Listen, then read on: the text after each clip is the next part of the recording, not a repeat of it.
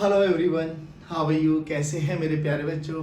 I hope आप अपना ख्याल रख रहे होंगे और बड़ी मेहनत और लगन के साथ पढ़ाई कर रहे होंगे और इस क्वारंटाइन का मैक्सिमम यूज कर रहे होंगे फिजिक्स पढ़ने के लिए, राइट? Yes, very good. चलिए गाइस, तो आज हम फ्रिक्शन का लेक्चर नंबर 5 लेके आए हैं और डिस्कस करेंगे अभी भी इंक्लाइंड प्लेन पर ही, ठीक है ना। लास्ट लेक्चर में भी हम लोगों ने इंक्लाइंड प्लेन पे बहुत अच्छे कॉन्सेप्ट सीखे थे और शायद वो आपको याद भी होंगे। चलिए आज बात करते हैं उसी इंक्लाइंड प्लेन पे थोड़ा और लेवल को इंक्रीज किया जाए। चलिए, तो गाइस पूछा गया, बोला गया कि ये एक वेज है हमारे पास, फिक्स वेज है, ठीक है। ये कैपिटल एम मास है, स्मॉल एम मास है। तो हमसे बोला गया इस स्मॉल एम मास की क्या मिनिमम और क्या मैक्सिमम वैल्यू होनी चाहिए सच दैट ये सिस्टम पूरा का पूरा इक्विलिब्रियम में रहे। सेम वही क्वेश्चन जिसमें हम इंक्लाइन पे एफ फोर्स ऊपर की डायरेक्शन में लगाया था, वहां पे भी एफ मिनिमम और एफ मैक्सिमम बेसिकली रेंज पूछी गई थी कि कहां से कहां तक हम इस मास की वैल्यू को वेरी कर सकते हैं सच दैट कि ये पूरा का पूरा सिस्टम इक्विलिब्रियम में रहे। तो कर लेते हैं। तो एक मिनिमम वैल्यू होगी और एक मैक्सिमम वैल्यू होगी, है ना बच्चों। चलिए अब स्टार्ट करते हैं। देखिए, अगर हम बात करें मिनिमम वैल्यू के लिए, किसके बारे में बच्चों? मिनिमम एम के लिए। अब मिनिमम एम के लिए आप मुझे थोड़ा सा आइडिया बताइए, ये कम से कम वैल्यू होगी, कम से कम वैल्यू। अगर उससे भी कम हो गया तो क्या होगा? सर उससे भी कम हो गया तो ये इधर चलेगा। ये कम से कम वैल्यू के बारे में बात करें, मिनिमम वैल्यू। अगर ये कम से कम वैल्यू हुई और उससे भी कम हो गया, मान लो ये वैल्यू ही मान लो 1 किलोग्राम, मिनिमम वैल्यू 1 किलोग्राम, और मैंने रख दिया 500 ग्राम। 1 किलोग्राम पे ये बैलेंस था, जैसे ही मैंने 500 ग्राम रख दिया तो क्या होगा? ये एक्टिव हो जाएगा, ये इस डायरेक्शन में लेके आएगा। तो मिनिमम वैल्यू होगी, मिनिमम वैल्यू से अगर कम वैल्यू हो गई तो ये सिस्टम ऊपर जाएगा और ये सिस्टम ऐसे जाएगा, पक्का ना? हाँ। तो मिनिमम वैल्यू के लिए देखिए, अभी हम लोगों ने बात करी अगर मिनिमम वैल्यू से कम हुई तो इसकी टेंशन रहेगी इधर जाने की, इसकी टेंशन रहेगी ऊपर जाने की, बट मिनिमम वैल्यू पर इक्विलिब्रियम में है। तो चलिए फोर्सेस को एनालाइज करते हैं बच्चों, आइए। तो mg नीचे लगा, स्मॉल mg, टेंशन टेंशन, और इधर लगा कैपिटल mg साइन थीटा, ये थीटा एंगल मान लेते हैं। इधर लगेगा बच्चे कैपिटल mg cos थीटा, और ये लगा नॉर्मल। तो कुछ बेसिक सी चीजें जो हमें पता है, नॉर्मल का फॉर्मूला हमें पता है, कैपिटल mg cos थीटा, और जो मैक्सिमम स्टैटिक फ्रिक्शन लगने वाला है एफ मैक्स, वो क्या हो जाएगा बच्चों? म्यू mg cos थीटा, ठीक है ना। चलिए अब देखिए मिनिमम वैल्यू के लिए, मिनिमम वैल्यू के लिए हम बात करें एफबीडी ऑफ स्मॉल एम बनाते हैं। एफबीडी ऑफ स्मॉल एम अगर मैं बनाऊं, एफबीडी ऑफ एम अगर मैं बनाऊं तो क्या बनेगा बच्चों? टी ऊपर लगा, स्मॉल एम जी नीचे लगा, तो T is equal to M into G. ये तो इक्वेशन नंबर 1 आ गई, पक्का? हाँ जी। अब देखिए अगर उससे कम वैल्यू होगी तो ये ऊपर चलेगा, ये इधर आएगा, पक्का? यानी ये mg साइन थीटा, इसकी इंटेंशन रहेगी इधर आने की, mg साइन थीटा, पीछे t, और इधर एक और कौन लग जाएगा बेटा? फ्रिक्शनल फोर्स, और रेस्ट पर है, मिनिमम है, बिल्कुल h पर है, तो फ्रिक्शन अपनी मैक्सिमम वैल्यू को अटेन कर चुका होगा। यानी अगर मैं इस वाले ब्लॉक का बनाऊं तो इसका mg साइन थीटा नीचे माइनस t प्लस fx, यानी capital fbd of capital M अगर हम बनाएं तो इधर कौन लेके आएगा बच्चों? कैपिटल mg साइन थीटा, क्योंकि इससे कम हुआ तो इधर ही टेंशन आ जाएगी ना, बैलेंस है तो नीचे लगने वाला मस्ट बी इक्वल टू ऊपर लगने वाला। ऊपर कौन लगेगा? T, और इधर कौन लगेगा? Fs। मिनिमम से कम हमें आइडिया देता है कि इसकी इंटेंशन किधर होगी। अगर इस m की मिनिमम वैल्यू से कम कर दी तो ये सिस्टम ऊपर और ये ऐसे आएगा, यानी ये इसकी इंटेंशन इधर जाने की होगी तो फ्रिक्शन पीछे लगेगा, ध्यान रखना बस। चलिए, तो यहां से क्या हुआ बच्चों? mg sine theta this is equal to t plus fs, यानी t की वैल्यू यहां से क्या आ गई हमारे पास? mg sine theta minus fs की value mu mg cos theta. Tension same रहेगी, पहली और सेकंड इक्वेशन को कंपेयर कर दो बच्चों, फर्स्ट एंड सेकंड को। यहां से क्या है बच्चों, small mg this is equals to capital mg sine theta minus mu capital mg cos theta. देखो g g g will cancel out, तो मिनिमम मास तो ये बना m मिनिमम, कितना बना बच्चों, m sine theta minus mu m cos theta. अरे sir ये वही बना जो पिछली बार ही डिस्कस किया था, है ना। a से g से मल्टीप्लाई कर देंगे तो क्या आ जाएगा सर, फोर्स आ जाएगा। तो मिनिमम फोर्स कितना होता था, याद करो, mg sine theta minus mu mg cos theta, ठीक है ना। अब हमें मास निकालना, तो एक्सेलरेशन से डिवाइड कर दी हम लोगों ने, मास आ गया।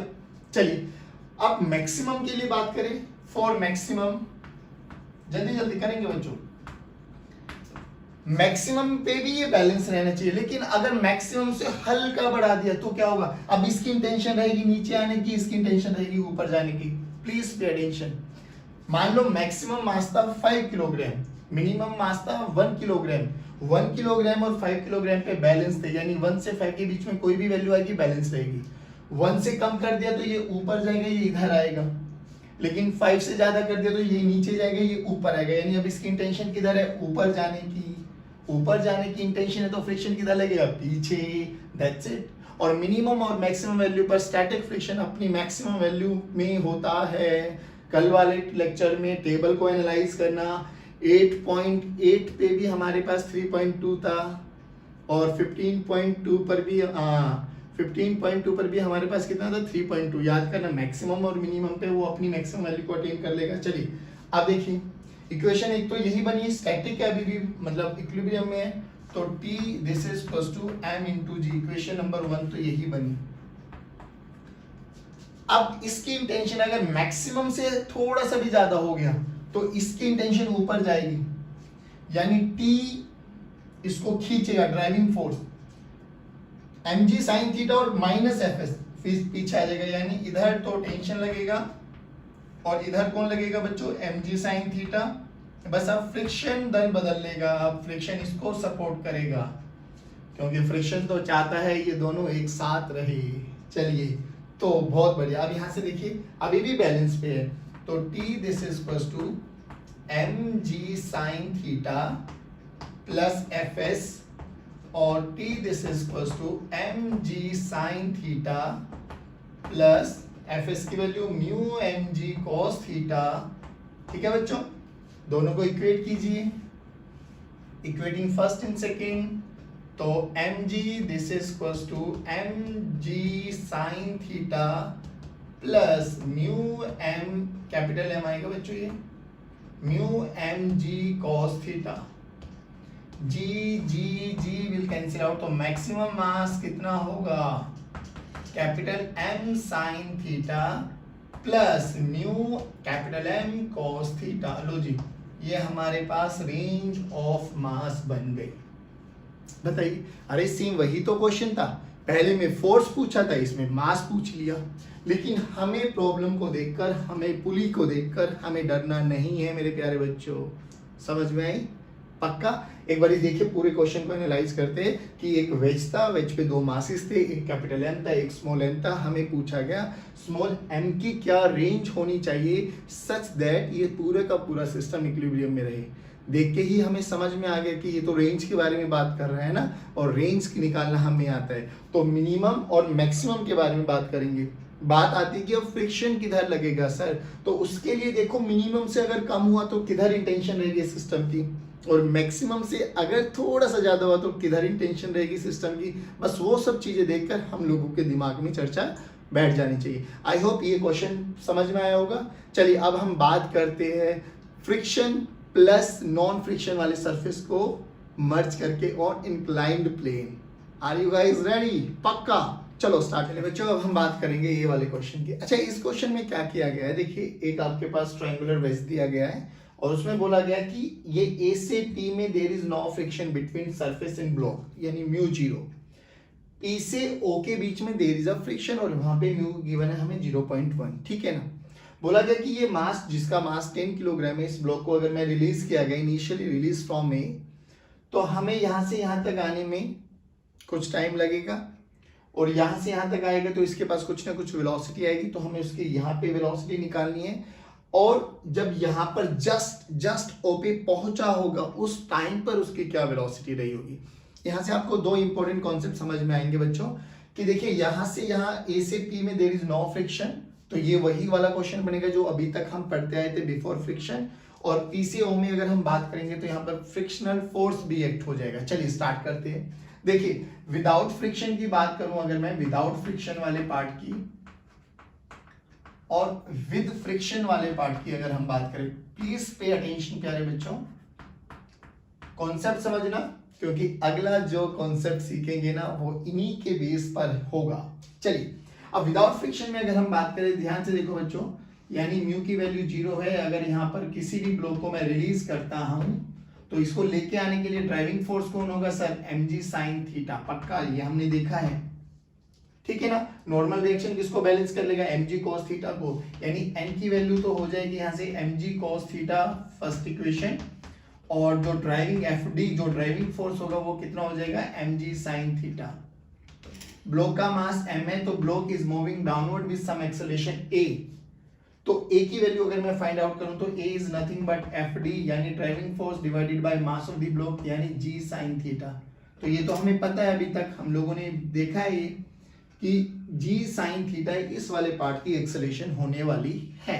चलिए अब मैं बात करूं विद फ्रिक्शन, हालांकि हमें पता है विद फ्रिक्शन में भी हम कल डिस्कस कर चुके थे, बट एक बार रिकैप कर लेते हैं कि यही ब्लॉक m है, ठीक है ना बच्चों, नीचे आ रहा है हैविंग सम एक्सेलरेशन a, चलिए इसको a1 मान लेते हैं, ठीक है बच्चों, और इसको a2 मान लेते हैं। चलिए तो अभी भी हम वही बात करेंगे कि अब इसको कौन लेके आ रहा है, नीचे लेके आएगा बच्चों mg sin थीटा, ठीक है सर, परफेक्ट। जब ये नीचे आ रहा होगा तो काइनेटिक फ्रिक्शन आ जाएगा, लेकिन यहाँ पर एक ही म्यू गिवन है तो काइनेटिक और स्टैटिक फ्रिक्शन सेम रहने वाला है, यानी पीछे लग जाएगा हमारे पास Fk, और यहाँ पे Fk की वैल्यू वही म्यू इंटू एन हो जाएगी, बस दैट्स इट। चलिए अब हम बात करें तो यहाँ पर नेट फोर्स निकालो, तो एक्सेलरेशन A2 का फॉर्मूला क्या हो जाएगा बच्चों, F net by m। F net by m कितना हो गया बच्चों, F net देखिए ड्राइविंग फोर्स है mg sin theta, retarding force है काइनेटिक फ्रिक्शन, यानी mg sin थीटा नीचे आ रहा है माइनस Fk की वैल्यू हमें पता है बच्चों म्यू इंटू एन, यानी म्यू mg cos थीटा, यानी mu mg cos theta divided by m कर देंगे तो what will we have, m will cancel out, तो एक्सेलरेशन ऑन फ्रिक्शनल सरफेस हमारे पास कितना है बच्चों, g sin theta minus mu g cos theta. ये फॉर्मूला याद रहे बच्चों, दोनों ही सरफेसेस को साथ के साथ लेके चल रहे हैं।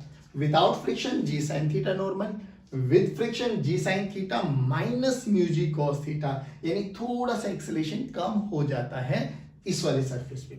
अच्छा अब बात करें जब इसको रिलीज किया गया, ध्यान से सुनना बच्चों, रिलीज किया गया तो हमारे पास ट्रायंगल है, ये 8 है, ये 10 ये 6 है, ये 8 है, यानी वो 3 4 5 का डबल कर दिया, तो यार 5 होता है तो ये 10 हो जाएगा, और ये पॉइंट P जो है बिल्कुल सेंटर पे है, यानी यहां से यहां पर इसकी वैल्यू ये 5 और ये भी 5। चलो यानी जब इसको रिलीज किया गया तो इसके पास इनिशियल वेलोसिटी थी 0, ये डिस्प्लेसमेंट कवर किया इसने 5 मीटर का जब P पॉइंट पर आया, और A से P वो वाला सरफेस है जहां पर कोई भी फ्रिक्शन नहीं है, फ्रिक्शन नहीं है तो इसकी एक्सेलरेशन क्या होगी, g sin थीटा, ये हमें अभी अभी पता लगा है। चलिए तो g sin थीटा एक्सेलरेशन यानी वो A भी पता है, S भी पता है, क्या निकालना है, v वेलोसिटी, फाइनल वेलोसिटी या वेलोसिटी एट P पॉइंट, तो याद करो कैसे निकालने, बताइए जल्दी। चलो तो अगर हम बात करें Vp के बारे में तो Vp का स्क्वायर माइनस u का square, this is equal to 2 into a into s। Vp हमें कैलकुलेट करना है, u हमारे पास 0 है बच्चों, तो Vp की वैल्यू देखना क्या आ गई, u की वैल्यू 0 है, 2 इंटू a की वैल्यू g sin थीटा, यानी g इंटू साइन 53 इंटू 5, लो जी ये हमारे पास Vp आ गया, डन है ना बच्चों। अब साइन 53 कितना होता है? साइन 53 होता है 4/5, तो VP का स्क्वायर कितना आ गया बच्चों? 2 इंटू जी यानी 10 into 4/5 into 5, 5 will cancel out, तो ये आ गया VP, this is nothing but under root of 80 metre per second. अब 80 को अगर मैं थोड़ा और अच्छे से लिखूं तो मैं क्या लिख सकता हूँ बच्चों? इसको 4 इंटू 4 यानी 16 इंटू 5, ठीक है ना? वही तो आ गया हमारे पास। चलिए जी ध्यान से देखो अब क्या करें हम इसको।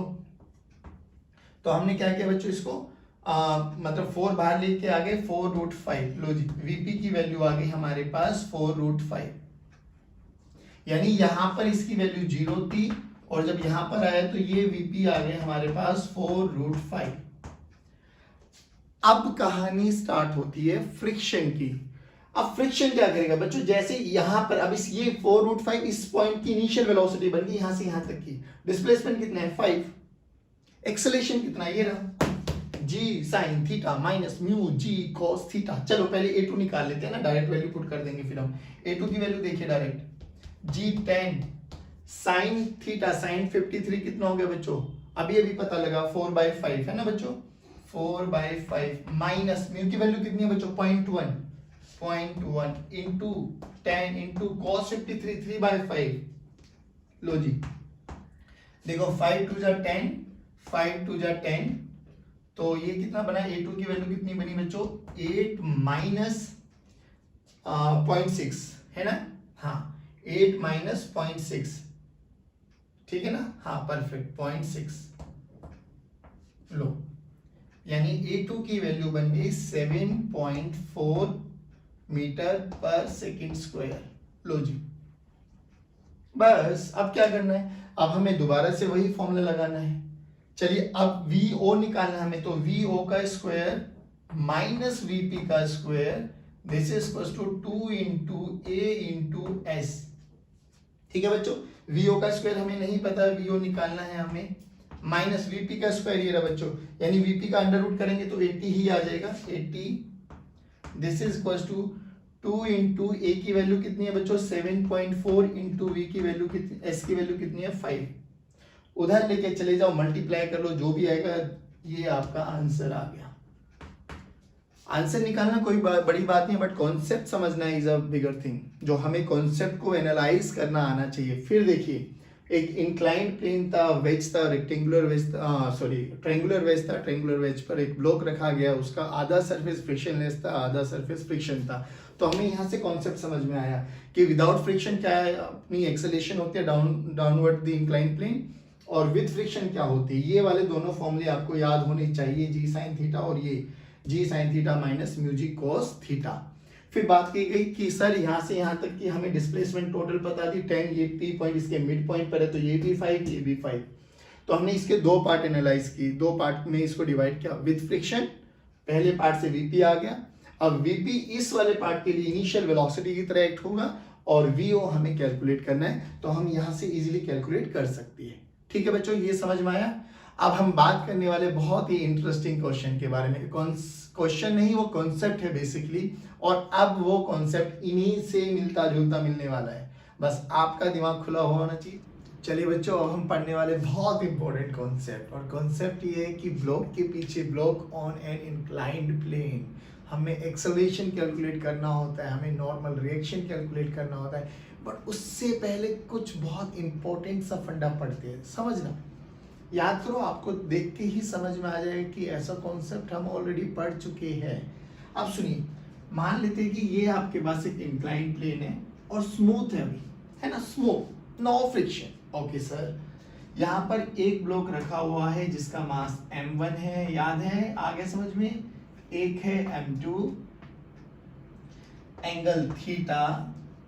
बताइए इन दोनों के बीच में नॉर्मल रिएक्शन कितना है? जल्दी बोलो, स्टार्टिंग ऑफ एन LM, इन दोनों के बीच में नॉर्मल रिएक्शन कितना है? 0। क्यों 0? क्योंकि सर m1 की एक्सेलरेशन भी जी साइन थीटा, m2 की एक्सेलरेशन भी जी साइन थीटा, अभी अभी कैलकुलेट किया है। ये वही कहानी हो गई बच्चे, वही कहानी।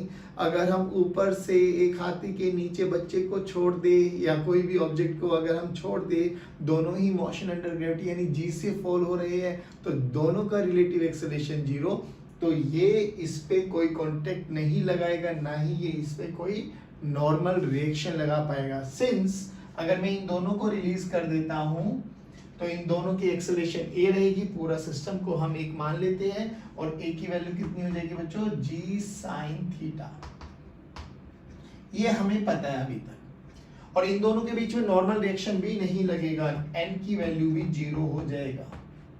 चलो अब ध्यान से सुनो, अभी हम लोगों ने बोला है कि अगर एक रफ सरफेस पे, बच्चों सीक्वेंस में समझना, सीक्वेंस में याद होना चाहिए आपको, अगर एक रफ सरफेस पर एक ब्लॉक रख दिया हम लोगों ने m1, इंडिविजुअल m1, इसका कोएफिशिएंट ऑफ फ्रिक्शन μ1, तो ये जब नीचे आएगा तो इसकी एक्सेलरेशन a1, अब ये भी निकाला है, बोलो कितना, तो a1 का फॉर्मूला आया सर, a1 का फॉर्मूला आया g sine theta minus μ1 cos theta into g। लो यही तो आया ना, हाँ, यहां से हमें पता लगा acceleration is independent of mass, यानी छोटा मास रखूं बड़ा मास रखूं वो उस पे डिपेंड नहीं करेगा। किस पे डिपेंड कर रहा है, जी पर, थीटा पर, और उनके बीच में कितना कोएफिशिएंट ऑफ फ्रिक्शन है। सिमिलरली अगर मैं ऐसे ही दूसरे ब्लॉक को इंडिपेंडेंटली देखूं और यहाँ पर मास m2 रख दूं, इसका कोएफिशिएंट ऑफ फ्रिक्शन μ2 रख दिया, वही एंगल थीटा है, तो इसका एक्सेलरेशन कितना हो जाएगा बच्चों, तो इसका एक्सेलरेशन क्या बड़ी बात होगी sir, a2 this is equals to g sin theta minus μ2 g cos theta. Sir अभी निकाला है, बिल्कुल निकाला है, बहुत सुंदर बच्चों। चलो अब एक बात बताओ बच्चों, जब फ्रिक्शन नहीं था तो g sin थीटा से आ रहा है, यहाँ पे कोई नॉर्मल रिएक्शन नहीं आई है, लेकिन अब हमारा फ्रिक्शन का क्वेश्चन कैसे बनता है वो समझ लीजिए। फ्रिक्शन में क्या बोलेंगे बच्चों, वही हमारे पास एक फ्रिक्शन सरफेस है, एक वेज है, ट्रायंगुलर वेज, इस पे दो ब्लॉक रखे गए हैं m1 और ये m2, ठीक है ना बच्चों, m1 m2, इसका कोएफिशिएंट ऑफ फ्रिक्शन μ1 है, इसका कोएफिशिएंट ऑफ फ्रिक्शन μ2 है। हमसे पूछा जाता है कि इनके बीच में नॉर्मल रिएक्शन कैलकुलेट करो, लेकिन नॉर्मल रिएक्शन कब होगा वो कंडीशन समझ में आनी चाहिए। नॉर्मल रिएक्शन कब होगा, अब इनके बीच में नॉर्मल रिएक्शन की कंडीशन क्या, पॉसिबिलिटी क्या क्या नॉर्मल रिएक्शन होगा, ध्यान से देखो, सोचो, अगर μ1 और μ2 बराबर हुए, भैया यहाँ पे नॉर्मल रिएक्शन था क्या, नहीं, क्यों, क्योंकि सर m1 की भी acceleration g sin theta, m2 की भी एक्सेलरेशन g sin थीटा, दोनों की एक्सेलरेशन सेम थी, तो नॉर्मल रिएक्शन नहीं लगने वाले। हमने इंडिपेंडेंटली देखा, खाली m1 को रखो, खाली m2 को रखो, तो a1 ये आ गया, a2 ये आ गया। अब a1 a2 डिपेंड किस पे कर रहा है, देखिए g sin थीटा वाला फैक्टर दोनों में कॉमन है, g sin थीटा वाला फैक्टर दोनों में कॉमन है, क्या चीज डिफरेंस है, g cos थीटा वाला भी दोनों में कॉमन है, सर बस μ1 और μ2 ही तो चेंज आ रहा है। सोचो अगर इन दोनों सरफेस के बीच में coefficient of friction μ1 is equal to μ2 रख दिया, अगर μ1 इज इक्वल टू μ2 रख दिया तो सर इन दोनों की एक्सेलरेशन सेम हो जाएगी, यानी a1 is equal to a2 हो जाएगा। अरे a1 इक्वल टू a2 हो गई, ये तो वही कंडीशन बन गई, ये तो वही कंडीशन बन गई। इसमें भी तो a1 की वैल्यू कितनी, a1 की एक्सेलरेशन कितनी, g sin थीटा, a2 की एक्सेलरेशन कितना बचा, g sin थीटा, दोनों के बीच में नॉर्मल रिएक्शन कितना बच्चों, 0। ध्यान से सुना, इसलिए कह रहा हूं बिल्कुल स्टेप बाय स्टेप याद होना चाहिए पूरा लेक्चर। अगर फ्रिक्शन सरफेस पे μ1 μ2 भी बराबर हो जाते हैं, अगर μ1 μ2 भी बराबर हो जाते हैं तो a1 a2 भी बराबर हो जाएंगे, यानी उस केस में भी इनके बीच में नॉर्मल रिएक्शन नहीं होने वाला, तो इस केस में भी नो नॉर्मल रिएक्शन। फिर कब होगा सर, हमें कैसे पता लगेगा, क्वेश्चन को देखकर खुद बताओ, सोचो एक बार। ये इसकी अकेले की एक्सेलरेशन है a1, ये इसकी अकेले की एक्सेलरेशन है a2, a1 a2, m1 आगे है m2 पीछे है। सोचो अगर a1 की एक्सेलरेशन ज्यादा हो जाए, भैया पहले बताओ नॉर्मल रिएक्शन कब आएगा, नॉर्मल रिएक्शन जब आएगा जब m2 धक्का मारेगा, क्योंकि नॉर्मल रिएक्शन क्या है, कॉन्टैक्ट फोर्स है, एक दूसरे से धक्का मारेंगे ना, वही तो कॉन्टैक्ट फोर्स है। अब ये m2 धक्का कब मारेगा, कंडीशन है, पहली तो हमने ये देख लिया, अगर दोनों का कोएफिशिएंट ऑफ फ्रिक्शन अगर सेम हो जाए तो दोनों का कोएफिशिएंट ऑफ फ्रिक्शन अगर सेम हो गया तो A1 A2 बराबर हो जाएगा, A1 A2 बराबर हो जाएगा तो ये तो यही वाला केस आ जाएगा, तो नॉर्मल रिएक्शन तो नहीं लगने वाला। दूसरी कंडीशन क्या है, सोचो अगर A1 ग्रेटर देन A2 हो गया, A1 greater than A2, A1 greater than A2 यानी A1 की एक्सेलरेशन ज्यादा है A2 की एक्सेलरेशन से, यानी ये वाला ब्लॉक तो पहले ही नीचे आ जाएगा, ये कुछ देर के बाद आएगा, तो भी कांटेक्ट नहीं है, यानी नो कांटेक्ट, नो कांटेक्ट, और कांटेक्ट नहीं रहा तो बच्चे no normal reaction, no normal reaction. चलो जी बहुत सुंदर, दोबारा देखो, नो नॉर्मल रिएक्शन। चलिए जी, अब A1 ग्रेटर देन A2 कब होगा, A1 ग्रेटर देन A2 कब होगा, ध्यान से देखो, A1 ये रहा, A2 ये रहा, जी साइन थीटा जी साइन थीटा वाला पैरामीटर सेम है। अब म्यू1 और म्यू2 पे ही खेल है, तो या तो म्यू1 लेस देन होगा म्यू2 से, या म्यू1 ग्रेटर होगा म्यू2 से, यही तो कंडीशन बची भैया। इक्वल टू वाले तो देख लिया कि इक्वल टू वाले में तो नॉर्मल रिएक्शन नहीं होने वाला। अब सुनो ध्यान से, अगर म्यू1 बड़ा हो गया, यानी म्यू1 बड़ा हो गया, अगर ये वाली वैल्यू बड़ी हो गई तो देखना जी साइन थीटा दोनों में से सेम, ये वाला फैक्टर बड़ा हो गया तो ये वाली वैल्यू माइनस ज्यादा हुई, ऐसे मान के चलो ये वाला फैक्टर है 10, जी साइन थीटा की वैल्यू 10 मान ली, और इसमें म्यू1 cos थीटा बड़ा है तो इसको 2 मान लो, और इसको म्यू2 cos थीटा को 1 मान लो, तो 10 - 2 8, 10 - 1 9 है ना। अगर म्यू1 बड़ा हुआ तो A1 छोटा हो जाएगा, अगर म्यू1 बड़ा हुआ, इस केस में अगर म्यू1 बड़ा हुआ तो A1 less than A2, A1 less than A2, देखो A1 लेस देन A2, और इस केस में क्या आ जाएगा, म्यू1 छोटा है तो A1 greater than A2, A1 greater than A2, देखो बच्चों ध्यान से।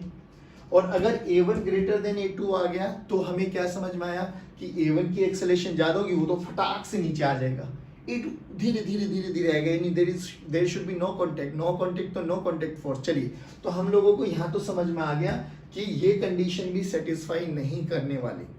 तो नॉर्मल रिएक्शन कब लगेगा, जब M2 धक्का मारेगा, और M2 धक्का कब मारेगा, जब M2 की एक्सेलरेशन ज्यादा होगी, यानी A2 की एक्सेलरेशन ज्यादा होगी A1 के कंपैरेटिवली, यानी A2 की एक्सेलरेशन ज्यादा होगी A1 के कंपैरेटिवली। तो नॉर्मल कांटेक्ट फोर्स का एक ही केस बना बच्चों, नॉर्मल कांटेक्ट फोर्स एक ही सिचुएशन में बनने वाला है when A2 is greater than A1, और फ्रिक्शन के टर्म्स में क्या है, व्हेन म्यू1 इज ग्रेटर देन म्यू2। बस ये कंडीशन आपको याद रखनी है। This is very very important. दोबारा से रिकैप करता हूं, again a very important concept. बहुत सारे क्वेश्चंस आते हैं IIT JEE में, एक्सेस में, कॉन्सेप्ट समझ लेंगे तो कुछ भी नहीं है, फ्री के मार्क्स है। देखो दोबारा समझो, हमने बोला कि M1 और M2 दोनों कांटेक्ट में थे, हमने एक फ्रिक्शनलेस सरफेस पे, यहाँ पे हम बात करें तो स्मूथ सरफेस पे हमने इसको रख दिया। स्मूथ सरफेस पे रखा तो हमने देखा M1 की इंडिविजुअल, अकेला M1 होता तो एक्सेलरेशन कितनी होती, जी साइन थीटा, अकेला M2 होता तो भी कितनी होती, जी साइन थीटा, यानी दोनों को अगर मैंने कंबाइन किया तो इनका रिलेटिव एक्सेलरेशन कितना है, 0, यानी ना ये इस पे कोई कांटेक्ट लगाएगा ना ये इस पे कोई कांटेक्ट लगाएगा। अब हमने इन दोनों को एक रफ सरफेस पे छोड़ा, इसका कोएफिशिएंट ऑफ फ्रिक्शन म्यू1 मान लिया, इसका कोएफिशिएंट ऑफ फ्रिक्शन म्यू2 मान लिया, तो हमने इंडिविजुअल एक्सेलरेशन निकाली, अकेले की एक्सेलरेशन ये रही, अकेले की एक्सेलरेशन ये रही। फिर यहाँ से क्या देखा, जी साइन थीटा वाला फैक्टर दोनों में कॉमन है, जी कोस थीटा वाला फैक्टर भी दोनों में कॉमन है। क्या डिफरेंस है, म्यू1 और म्यू2। तो हमने बोला कि अगर म्यू1 म्यू2 बराबर आ गए, अगर म्यू1 म्यू2 बराबर आ गए तो A1 A2 बराबर हो जाएगा, दोनों की एक्सेलरेशन सेम आ जाएगी, तो ये तो वही वाला क्वेश्चन बना, तो इनका रिलेटिव एक्सेलरेशन 0, तो इसका मतलब there should be no contact force. अब बात करते कि या तो म्यू1 छोटा होगा या म्यू1 बड़ा होगा। फिर हम लोगों ने एनालाइज किया कि अगर ये छोटा होता है म्यू1 तो उसकी एक्सेलरेशन हो जाएगी ज्यादा, अगर छोटा बड़ा होता है म्यू1 तो उसकी एक्सेलरेशन हो जाएगी कम, है ना।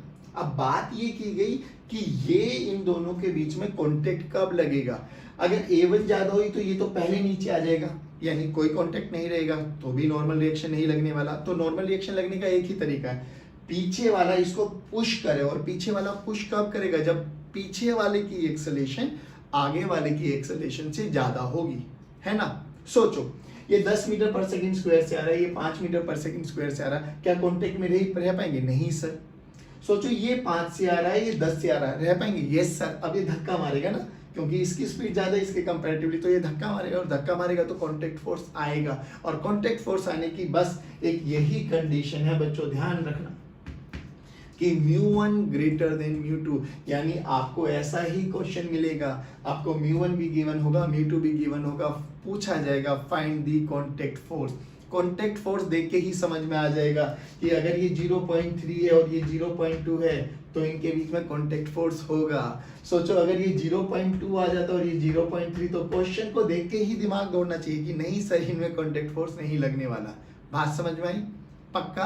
अब यहाँ से क्वेश्चन ऐसे ही पूछा जाता है कि एक्सेलरेशन कैलकुलेट करो सिस्टम की, आप उनका नॉर्मल रिएक्शन कैलकुलेट कीजिए, बट उससे पहले ये पिक्चर बहुत क्रिस्टल क्लियर आपके दिमाग में बैठ जानी चाहिए। आई होप समझ में आया है। अब हम बात करते हैं इन पे क्वेश्चंस की। चलिए स्टूडेंट्स, अभी केसेस को एनालाइज कर लिया है हम लोगों ने, मैं लिख देता हूँ, आप स्क्रीनशॉट ले लेना, नोट्स बना लेना, फिर क्वेश्चन डिस्कस करते हैं। चलिए, तो सबसे पहली कंडीशन क्या बनी बच्चों हमारे पास?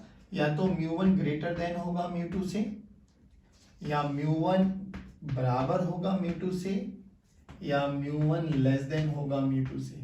ये पिक्चर दिमाग में होनी चाहिए, और जो रिजल्ट यहाँ पे लिखने वाले वो ध्यान होना चाहिए। तो यहाँ से तो हमें समझ में आ गया कि वो साथ साथ तो आएंगे, क्योंकि दोनों का एक्सेलरेशन सेम हो जाएगा, बट नॉर्मल कांटेक्ट फोर्स नहीं लगने वाला। तो नॉर्मल कांटेक्ट फोर्स तो 0, पहला point. A1 is equal to A2 second point, और कॉमन एक्सेलरेशन क्या हो जाएगी बच्चों? G sine theta minus g cos theta. अगर मैं μ1 μ2 को म्यू मान लेता हूं तो लो जी, ठीक है ना। चलो, अगर μ1 लेस देन μ2 है तो A1 is greater than A2, A1 is greater than A2, और A1 is greater than A2 में तो A1 की वैल्यू क्या हो जाएगी बच्चों? वही G sine theta minus μ1 G cos theta, ठीक है ना। चलो, और A2 की वैल्यू कितनी हो जाएगी बच्चों? G sine theta minus μ2 G cos theta. चलिए जी, बहुत सुंदर। और इसमें भी नॉर्मल रिएक्शन क्या हो जाएगा बच्चों? 0। कहानी में ट्विस्ट कब आएगा? जब ये कंडीशन आ जाएगी, यानी A1 is less than A2। A1 is less than A2 में ये साथ साथ आएंगे बच्चों, साथ साथ आएंगे, ठीक है ना, साथ साथ आएंगे, और साथ साथ आएंगे तो इनमें कुछ एक्सेलरेशन होगा। अब इसका वो एक्सेलरेशन मुझे कैलकुलेट करना है। देखो, अब साथ साथ आएंगे, ये वही M1, ये वही M2, और इनकी एक्सेलरेशन ए हो गया। चलिए, अब देखिए साथ साथ आएंगे तो क्या होगा? साथ साथ आएंगे तो क्या होगा? अब हमें एक्सेलरेशन कैलकुलेट करना। अब एक्सेलरेशन के लिए क्या करो? ये पूरा का पूरा सिस्टम एज अ होल मान लो, यानी अब M1 M2 ना करके पूरा सिस्टम क्या हो जाएगा? M1 plus M2। अच्छा, M1 कितना मैक्सिमम फ्रिक्शन लगा पाएगा? M1 कितना मैक्सिमम, क्योंकि काइनेटिक है ना, चलेंगे साथ साथ तो काइनेटिक आ जाएगा, और काइनेटिक एक ही गिवन है तो μs और μ के बराबर ही ले लेंगे हम लोग। तो इसमें अगर हम F1 की बात करें, यानी Fmax1 की बात करें, Fmax1, तो ये कितना आ जाएगा बच्चों? Maximum friction by block 1 μ1 G cos theta. चलो, सेकंड देखिए, Fmax2 कितना हो जाएगा बच्चों? μ2 G cos theta, μ2 mg cos theta, μ2 mg cos theta. चलिए, अब जब ये वाला पूरा ब्लॉक है, इसको नीचे लेके आने के लिए कौन रिस्पॉन्सिबल होगा? M1 plus M2 G sine theta. पूरा सिस्टम है M1 plus M2 into G sine theta. देखिए नीचे आ रहा है तो ये तो बना ड्राइविंग फोर्स, और ये दोनों क्या बनेंगे? रिटार्डिंग फोर्स, क्योंकि फ्रिक्शन रिलेटिव मोशन को अपोज करने वाला है। तो एफ नेट कितना बना बच्चों? एफ नेट कितना बना बच्चों? एफ नेट बना सर हमारे पास ड्राइविंग फोर्स, यानी M1 plus M2 into G sine theta minus F1 F2 की वैल्यू डायरेक्ट रख देते हैं। देखिए G cos थीटा कॉमन आ जाएगा दोनों में से, M भी कॉमन, M1 M2 ना, या m1 हो जाएगा और ये m2 हो जाएगा। चलिए g cos थीटा मैं कॉमन ले लेता हूँ, दोनों में से g cos थीटा कॉमन ले लिया मैंने, तो ये बना m1u1 plus m2u2, m1u1 plus m2u2। ठीक है बच्चों, अब एफ नेट किस पे लगना है सर? इस पे, पूरे सिस्टम पे। पूरे सिस्टम का मास कितना है? 1 प्लस m2, एक्सेलरेशन कितना है? a, तो a की वैल्यू क्या हो जाएगी? a m1 plus m2। ठीक है बच्चों, अब इसको एज इट इज लिख दो पूरे को, यानी m1 plus m2 into G sine theta minus cos theta m1u1 plus m2u2। Acceleration निकालना बच्चों, तो m1 m2 से क्या कर दो? डिवाइड। लो जी, ये इस पूरे सिस्टम की एक्सेलरेशन आ जाएगी। तो एक्सेलरेशन निकालना है तो ये हमारे पास तरीका आ गया। अब हमसे पूछा जाता है मोस्ट ऑफ द क्वेश्चंस में, कैलकुलेट नॉर्मल रिएक्शन। क्या पूछा जाता है बच्चों? नॉर्मल रिएक्शन निकालना। अच्छा, नॉर्मल रिएक्शन निकालने के लिए क्या करेंगे? तो अब हमें एफबीडी बनाना पड़ेगा। किसका बनाए? किसी का भी बना लेते हैं हम। m1 का एफबीडी बनाते हैं। देखो ध्यान से, अब हमें इतना तो समझ में आ गया पूरा सिस्टम कितनी एक्सेलरेशन से आ रहा है बच्चों? a एक्सेलरेशन से। ये रहा a एक्सेलरेशन, तो m1 भी कितने से आएगा? a से। m1 को लेके कौन आएगा sir? m1 g sine theta.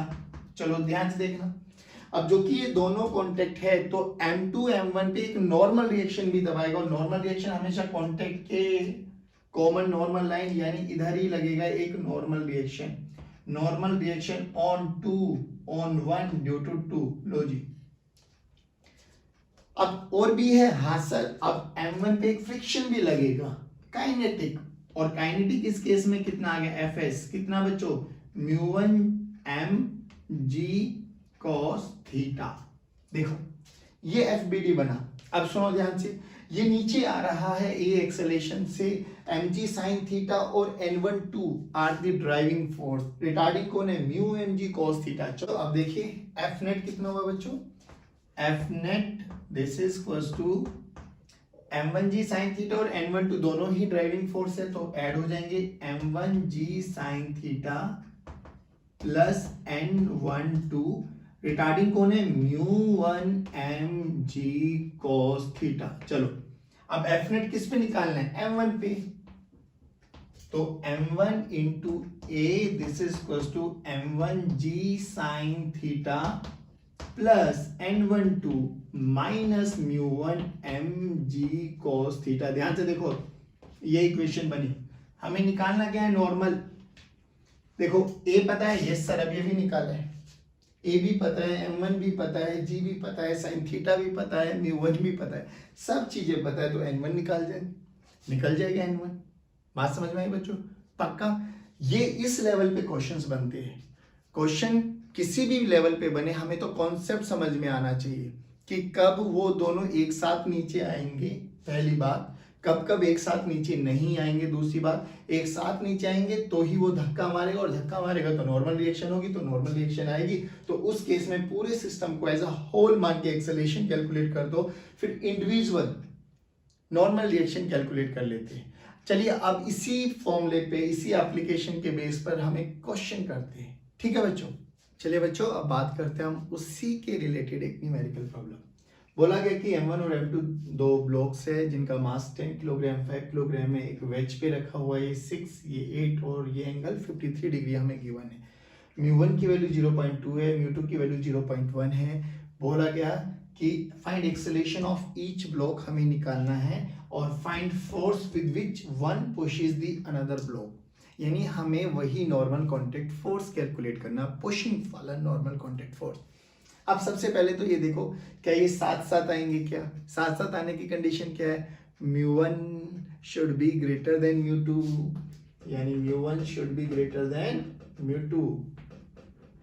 हाँ जी सर, ये तो साथ साथ तो आएंगे। Condition satisfy. कंडीशन सेटिस्फाई तो क्या करना, अब हमें एक्सेलरेशन ऑफ ईच ब्लॉक निकाल लें, तो ये क्यों ना पूरा सिस्टम एज अ होल बन जाएगा। डायरेक्ट फॉर्मूला याद है तो बहुत अच्छी बात है, नहीं फॉर्मूला याद है तो हम वैल्यूज रख लेते हैं। पूरा सिस्टम को अगर मैं मानूं तो 15 किलोग्राम है ना मास हो गया हमारे पास पूरे सिस्टम का। लीजिए ये कितना हो गया बच्चों? 15 किलोग्राम। चलो नीचे कौन लेके आएगा? 15 जी साइन 53 और इसको अपोज कौन करेगा? देखिए μ1 का मैक्सिमम फ्रिक्शन कितना हो जाएगा? तो F1 में बात कर लेता हूं, F1 की वैल्यू कितनी आ जाएगी बच्चों? 0.2 यानी mu into mg cos theta, यानी m1 बोले तो 10 इंटू g 10 इंटू cos 53। लो बच्चों F2 की वैल्यू कितनी हो जाएगी बच्चों? 0.1 इंटू 5 इंटू जी इंटू cos 53।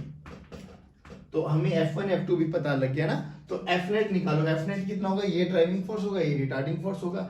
और sin 53 कितना होता है बच्चों? हमें पता होना चाहिए। sin 53 कितना होता है? इस वाली टेबल से देख लो। परपेंडिकुलर अब ये बन गया, बेस अब ये बन गया हमारे पास, और हाइपोटेन्यूज ये बन गया, तो ये 10 हो गया, है ना। तो देखिए sin 53 कितना होता है बच्चों हमारे पास? परपेंडिकुलर बाय हाइपोटेन्यूज ना, परपेंडिकुलर बाय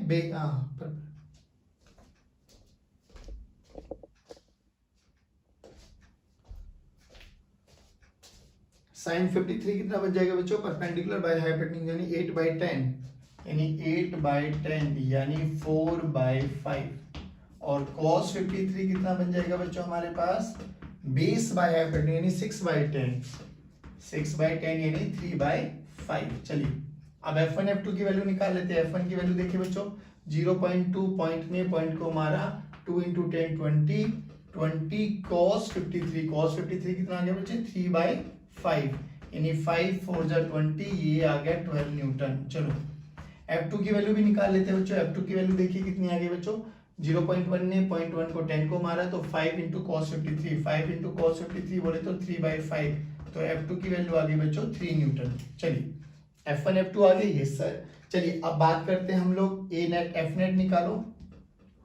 F नेट में mg sin 53 ड्राइविंग है, यानी 15 इंटू जी की वैल्यू 10 इंटू साइन 53 कितना हो गया बच्चों? 4/5 माइनस F1 F2 पीछे लगेंगे बच्चों, क्योंकि रिलेटिव एक्सेलेरेशन को अपोज करेगा। F1 कितना है? 12 प्लस 3 15, देखिए 5 3 जा 15, ठीक है ना बच्चों। ये कितना बना? 30 प्लस 4 इंटू 120 माइनस 15, यानी ये बना 105। चलो 105 F नेट किस पे निकालना है बच्चा? 15, यानी 15 इंटू इसकी एक्सेलेरेशन मान लेते हैं हम A, तो 15 into A this is equal to 105, यानी A this is equal to 105/15। और ये कितने पे चला जाएगा बच्चों?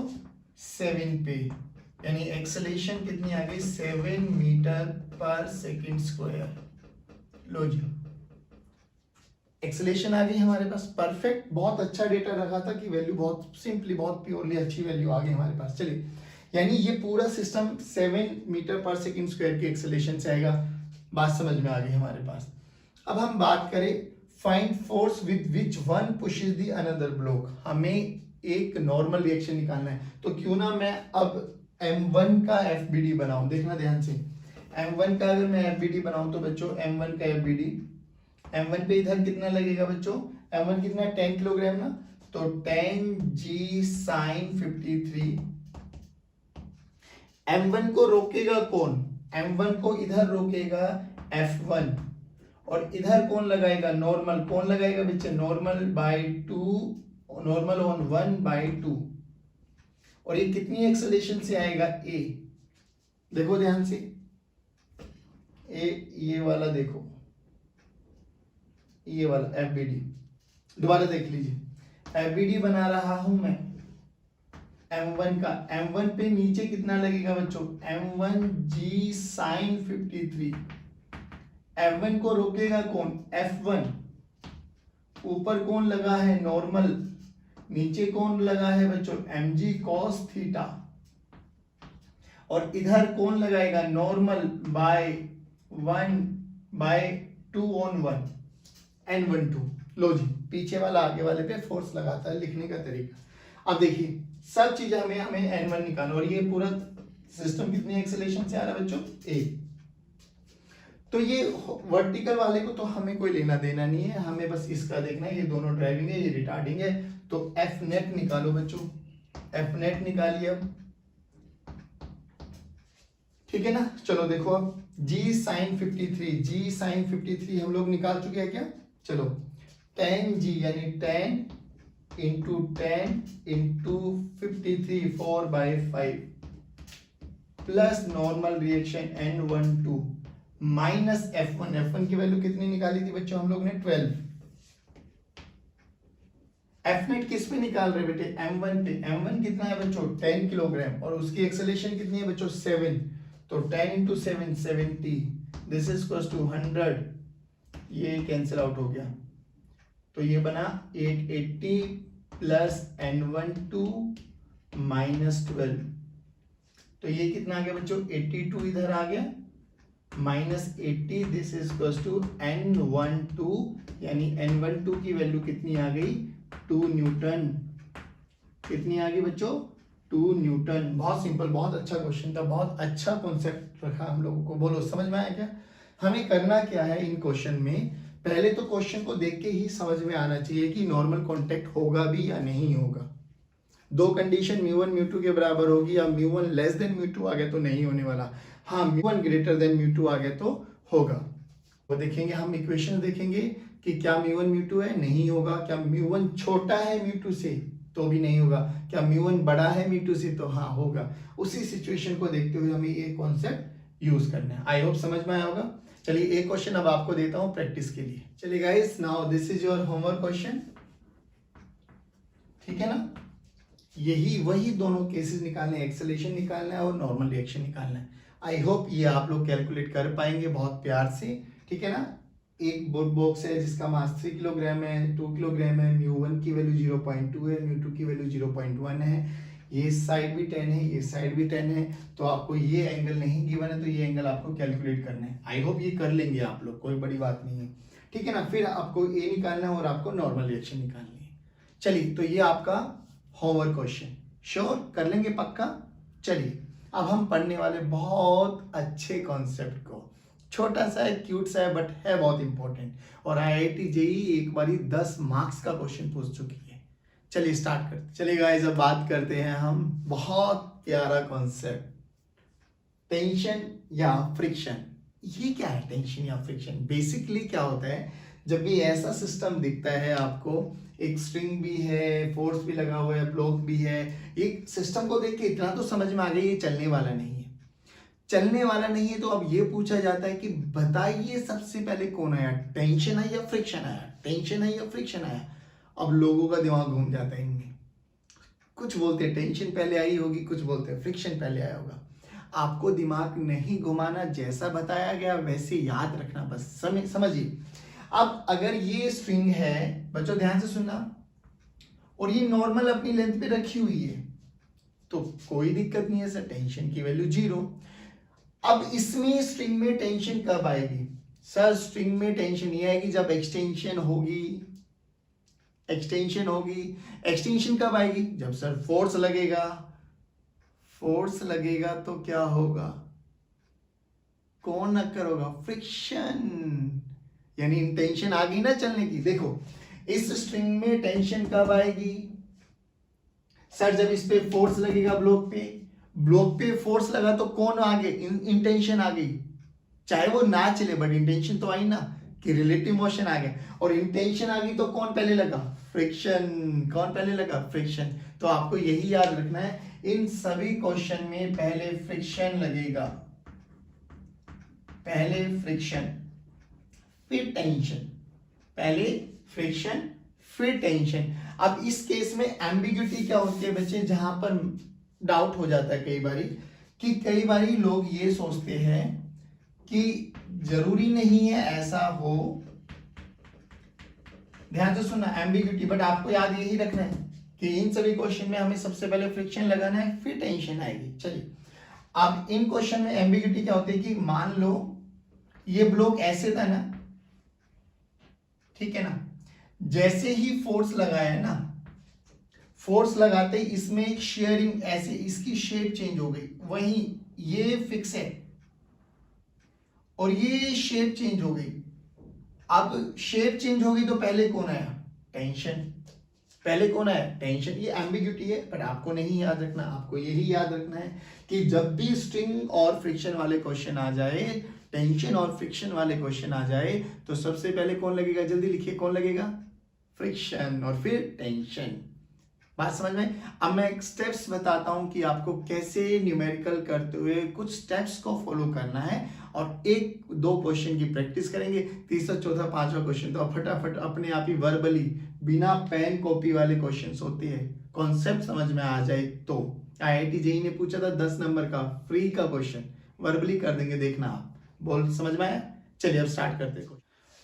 देखो बच्चों, बहुत ही सुंदर सा क्वेश्चन, एक मास है 2 किलोग्राम, एक मास है 5 किलोग्राम, दोनों एक स्ट्रिंग से बंधे हुए, एक पे फोर्स लग रहा है 25 न्यूटन इधर, 15 न्यूटन इधर, इसका कोएफिशिएंट ऑफ फ्रिक्शन है, इसका कोएफिशिएंट ऑफ फ्रिक्शन है। पहले हम इनका मैक्सिमम फ्रिक्शन कैलकुलेट करेंगे। सबसे पहले कैलकुलेट करो एफ मैक्स। एफ मैक्स कितना हो गया बच्चे, म्यू इंटू एन, एन कितना है 0.5 तो म्यू हो गया, और 2 इंटू जी, जी ने जी को मारा, यानी एफ मैक्स इसका आ गया 10 न्यूटन। चलिए स्टेप बाय स्टेप है, पहले स्टेप देखो कि कैसे कैसे हम क्वेश्चंस को अप्रोच करेंगे। अब आइए इस पे देखिए, इस पे फ्रिक्शन एफ मैक्स कितना हो गया बच्चों, इसका 0.4 इंटू 5 इंटू जी, पॉइंट हटाएंगे तो जी जी विल कैंसिल आउट, यानी 20 न्यूटन। अब ध्यान से सुनना, यानी ये पूरा सिस्टम अपना मैक्सिमम फ्रिक्शन कितना ले सकता है, 30 न्यूटन। ये 20 ले सकता है, ये 10 ले सकता है, पूरा सिस्टम कितना मैक्सिमम ले सकता है, 30 न्यूटन। अब क्या चेक करना है, एफ मैक्स को भूल जाओ कि फ्रिक्शन नहीं है, फ्रिक्शन नहीं है तो इस पे अप्लाइड फोर्स देखो कितना है भैया, 25 न्यूटन इधर, 15 न्यूटन इधर, कितना है 10 न्यूटन इस डायरेक्शन में। यानी अगर ये सिस्टम चला, सबसे पहले तो यही चेक करना पड़ेगा ना, चलेगा या नहीं चलेगा, चलेगा तो किस डायरेक्शन में चलेगा। तो सबसे पहले तो without friction, without friction F net calculate कीजिए, without friction calculate F external. तो एफ एक्सटर्नल कितना है बच्चों, 25 माइनस 15, यानी एफ एक्सटर्नल आ गया हमारे पास 10। ठीक है ना, पहला पॉइंट। सेकंड, मैक्सिमम फ्रिक्शन कितना हो सकता है, 30। एफ मैक्स कितना हो सकता है पूरे सिस्टम का, 30। चेक करो चलेगा क्या, चलने की condition F external should be greater than F max, नहीं चलेगा।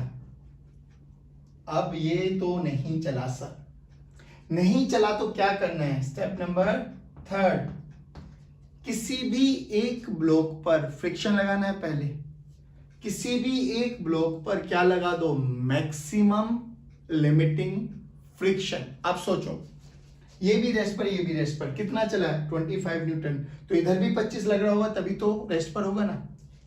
अब देखिए क्या हुआ, तो इधर अगर 25 न्यूटन लगा, अगर इस पे 25 न्यूटन लगा, और इसका मैक्सिमम कितना है बच्चों, मैक्सिमम लिमिटिंग फ्रिक्शन है 20 न्यूटन, तो हमने लगा दिया, उसकी टेंडेंसी इस डायरेक्शन में जाने की, तो इस पे मैक्सिमम ही लगा दिया 20 न्यूटन।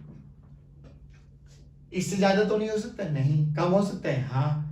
तो अब टेंशन कितनी आई होगी, अब बताओ कितना बचा सर, 25 चाहिए था, 20 आ गया, तो 5 टेंशन इधर, 5 इधर, तो इधर भी 5, इधर ये रेस्ट पर है तो 15 इधर, तो 15 इधर, तो इधर कितना आना चाहिए 10।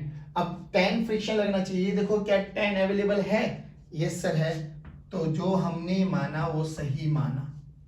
यानी अब हमें समझ में आ गया कि हमें कैलकुलेट क्या करना था बच्चों, फ्रिक्शन एंड टेंशन। इसको अगर मैं F1 की वैल्यू बात करूं तो ये 10 न्यूटन हो जाएगा, F2 की बात करूं तो ये 20 न्यूटन हो जाएगा, और टेंशन की बात करेंगे तो 5 न्यूटन। डायरेक्ट आंसर लो। बस अब एक स्टेप्स क्या चेक करने हैं कि पहले सिस्टम को विदाउट फ्रिक्शन देखो किधर चलने की टेंडेंसी है, फिर फ्रिक्शन देखो कि मैक्सिमम फ्रिक्शन कितना है, फिर देखो चलेगा या नहीं चलेगा, नहीं चलेगा तो किसी भी एक ब्लॉक पे एफ लिमिटिंग निकाल लगा दो, फिर उस पे प्लस माइनस करते हुए दूसरे ब्लॉक पे आ जाओ। अब हम बात करते हैं दूसरे क्वेश्चन की, समझ में आ जाएगा। चलेगा, इस बात करते हैं इस वाले क्वेश्चन की। वही पैरामीटर सेम रखे हैं मैंने, फोर्सेस की वैल्यू अलग अलग कर दी है बस। जिससे हमें थोड़ा सा कॉन्फिडेंस लेवल आ जाए। चलो स्टार्ट करते हैं। वही 15 इधर 12 तो नेट बना 13, यानी चलेगा तो राइट में चलेगा, नहीं तो नहीं चलेगा। मैक्सिमम फ्रिक्शन कितना है बच्चों, यहाँ पे 10, यहाँ पे 20, 30 तो नहीं चला। नहीं चला तो अब क्या करेंगे, एक केस पर लिमिटिंग लगाओ, लिमिटिंग लगाओ। देखे लगा के, चलो आ जाओ इधर देखो। अब किधर लगाए, किधर भी लगा लो, किधर भी लगा के देख लेते हैं। देखो इधर लगा के देखते हैं, इधर लगा लेते हैं। 20 लिमिटिंग है बच्चों, आपको पता है ये एफ मैक्स है 20, और ये एफ मैक्स कितना बच्चों 10। 0 से 20 के बीच में कोई भी वैल्यू लगा सकते हैं, तो हमने लगाया 20। नहीं चलेगा तो इधर कितना लगा 5, इधर कितना लगा 5, है कितना 12, तो चाहिए कितना 7। तो क्या 7 अवेलेबल है, हाँ जी सर, क्योंकि यहाँ पे मैक्सिमम कितना है 10 न्यूटन, तो 0 से 10 के बीच में कुछ भी वैल्यू ले सकता है, तो हाँ 7 अवेलेबल है सर। ये 7, 20 और 5, तो F1 की वैल्यू आ गई 7, F2 की वैल्यू आ गई 20 और टेंशन की वैल्यू कितनी आ गई 5। अब एक बच्चा बोला सर मैं क्यों लगाऊं यहाँ पे लिमिटिंग में, तो यहाँ पे लगाऊंगा। मैंने बोला लगा के देख बच्चे, अपने आप तुझे समझ में आ जाएगा। ध्यान से देखो, इसलिए कह रहा हूं कॉन्सेप्ट समझना, रट्टा मत मारना बस। इधर 12 है, बच्चा बोला कि सर मैं इधर लगा रहा हूं 10, मैंने बोला लगा बच्चे 10, क्योंकि इधर मैक्सिमम 10 है तो यहाँ 10 आ सकता है। तो 10 + 12 तो यहाँ पे बना 2, तो इधर बना 2, इधर लग रहा है 25, तो इधर मैक्सिमम कितना चाहिए 23। क्या 23 अवेलेबल है, नहीं सर। 23 अवेलेबल है, नहीं सर। अवेलेबल कितना है 20। क्या ये लगा पाएंगे, क्या ये रोक पाएगा, नहीं सर। इसके हिसाब से तो ये चलना चाहिए, तो ये कंडीशन सही नहीं है। तो किसी भी एक पे लगा के देख लो, दिमाग अपने आप सेट हो जाएगा। एक से ही आंसर आएगा, दूसरे से अपने आप गलत आता चला जाएगा। चलिए अब इस पे बात करते हैं। वही यहाँ पे एफ मैक्स कितना है बच्चों, एफ मैक्स अभी भी कितना है सर 10, और यहाँ पे कितना है बच्चों 20। चलो 25, 18 यानी इधर आया 7। चलो फिर लगाओ, चले इधर करें सर। इधर 20 लगाया, इधर 5 आया, इधर 5 आया, तो यहाँ पर देखिए कितना है बच्चों 18, यहाँ पे कितना है 5, मैक्सिमम कितना है 10, चाहिए कितना 13। तो क्या कर सकते हैं, नहीं सर। तो अब क्या करें सर, अब क्या करें सर, तो कुछ नहीं, इस पे लगाते हैं वेव लिमिटिंग। ये देखिए ये कितना है बच्चों 18, इधर मैक्सिमम फ्रिक्शन कितना जाएगा 10, पहले फ्रिक्शन आएगा फिर टेंशन आएगी, दैट्स व्हाई। इधर कितना आया 8, तो इधर भी कितना आया 8, है कितना 25, किधर इधर चाहिए कितना 17। क्या 17 अवेलेबल है, यस सर, क्योंकि मैक्सिमम कितना है 20, तो ये आ गया भैया हमारे पास 17। तो F1 की वैल्यू आ गई 10 न्यूटन, F2 की वैल्यू आ गई 17 न्यूटन, और टेंशन आ गई 8 न्यूटन। बोलो ठीक है। अब वो क्वेश्चन की बात करते जो IIT JEE में पूछा गया था, 10 मार्क्स का सब्जेक्टिव क्वेश्चन। चले चलिए बच्चों, इससे पहले ये वाला क्वेश्चन देख लेते हैं। जल्दी जल्दी आप करेंगे, जल्दी बोलो। इसका एफ मैक्स कितना हुआ बच्चों, इसका एफ मैक्स हुआ सर म्यू इंटू एनजी यानी 50, और इसका कितना हुआ बच्चों एफ मैक्स 100। ठीक है, सिस्टम चलेगा क्या। टोटल फ्रिक्शन है 150, और जो नेट फोर्स लगा है वो उधर लगा है 30 न्यूटन। नहीं चलने वाला, चलेगा तो इधर चलेगा बट नहीं चलने वाला। Okay done. अब कैसे करें सर, देखो ध्यान से देखो, इस पे किसी भी एक पे लगा के देखो। चलो मैं इस पे लगा लेता हूँ। इस पे कितना लगा बच्चों 100 न्यूटन, मैक्सिमम है इसका 100, टेंशन आ गई 10, इधर 10, चाहिए कितना 80, अवेलेबल कितना 50, तो ये तो पॉसिबल नहीं है। तो इधर लेके चलो लिमिटिंग, इधर कितना 50, टेंशन कितनी आ गई 30, तो इधर कितना 30, चाहिए कितना 110, तो कितना अवेलेबल है 80, यानी 100 में से 80 अवेलेबल है, तो ये वाली 80, 50 और 30 आंसर आ गया। अब देखिए बात आई इस वाले क्वेश्चन की। एक वही ट्रायंगुलर वेज है और उस पे 5 किलोग्राम के 2 मास रखे हुए हैं, और ये हमारे पास म्यू दोनों का सेम है। तो पहले फ्रिक्शन निकाल लेते हैं इसका F1 F मैक्स।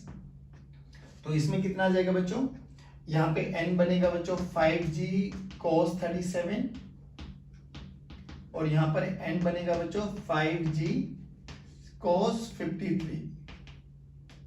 ठीक है ना, परफेक्ट। साइन 37 कितना होता है बच्चों, साइन 37 होता है 3/5, और cos 37 होता है 4/5। 5, साइन 53 होता है 4/5 और cos 53 होता है 3/5। चलो ठीक है, ये वाली वैल्यूज हमें पता है। अब तो एफ मैक्स देखो, इसका 1 बोल देते हैं, इसको 2 बोल देते हैं। एफ मैक्स निकालो बच्चों, म्यू यानी 0.5 इंटू 5 इंटू जी की वैल्यू 10 इंटू कॉस 37 यानी 4/5। ये कितना है बच्चे, इसने 10 को मारा, 5 ने 5 को मारा, यानी 20 न्यूटन। ठीक है, इसका निकालो बेटे, सेकेंड वाले का निकालते हैं। 0.5 into 5 into 10 into cos 53 3/5, 3/5, 5 will cancel out, 10 will cancel out, 5 3 जा 15 न्यूटन। लो जी, ठीक है। अब इस पे फोर्स इधर कितना लग रहा है बच्चे, इधर लग रहा है 5g sin 37, 5g sin 37। चलो ये भी वैल्यू निकाल लेते हैं। ये F1 की वैल्यू निकल गई हमारे पास। F1 की वैल्यू कितनी आई, 5 इंटू जी की वैल्यू 10 इंटू साइन 37 यानी 3/5, यानी F1 की वैल्यू आ गई 30 न्यूटन। चलो उधर देखना है कितना लगेगा बच्चों, 5g sin 53, 5g sin 53। तो F2 की वैल्यू देख लो बच्चों, 5 इंटू जी इंटू साइन 53 हो गया बच्चों 4/5, 5 विल कैंसिल आउट यानी 40 न्यूटन। चलो देखो ये सब चीजें F1 F2 फ्रिक्शन 1 फ्रिक्शन 2 वही सब चीजें, चारों चीजें पता लगी।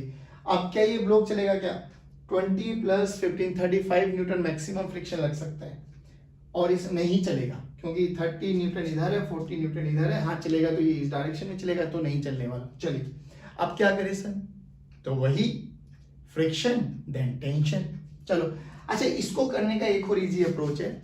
इस जो ये ट्रायंगुलर वेज ऐसे लटका हुआ है ना, इसको ऐसे एक्सटेंड कर दो, यानी जो ये ऐसे लटका हुआ है ना बच्चों, ये ऐसे ट्रायंगुलर वेज, तो इसको ना ऐसे एक्सपेंड कर दो, ऐसे ऐसे ऐसे बना दो। सिंपल वही वाली फिगर आ जाएगी आपके पास। ऐसे यहां पर भी लगाना चाहो तो यहां पर भी लगा लो। अभी देखना ये कितना लगेगा, मैं ऐसे ही पे लगा देता हूं, फिर वैसे भी बता दूंगा। इधर लगा 40, इधर मैक्सिमम है 15, ठीक है ना, 40 इधर लगा, मैक्सिमम है 15, तो इधर कितना लगा दूं, मैक्सिमम लगा देता हूं इस पे 15, तो टेंशन कितनी आ गई 25। ठीक है, इधर देखो स्ट्रिंग सेम है, तो इधर 25 टेंशन मैक्सिमम, इधर कितना है बच्चों 30 न्यूटन, और मैक्सिमम फ्रिक्शन कितना जा सकता है 20 न्यूटन, चाहिए कितना 5 न्यूटन, तो अवेलेबल है। लो F1 की वैल्यू 5 15 25, आंसर आ गया।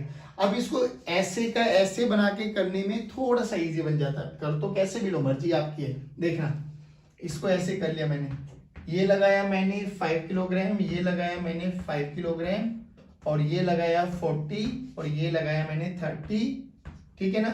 इसका मैक्सिमम फ्रिक्शन जा सकता है कितना बच्चों 15 न्यूटन, और इसका मैक्सिमम फ्रिक्शन जा सकता है बच्चों 20 न्यूटन।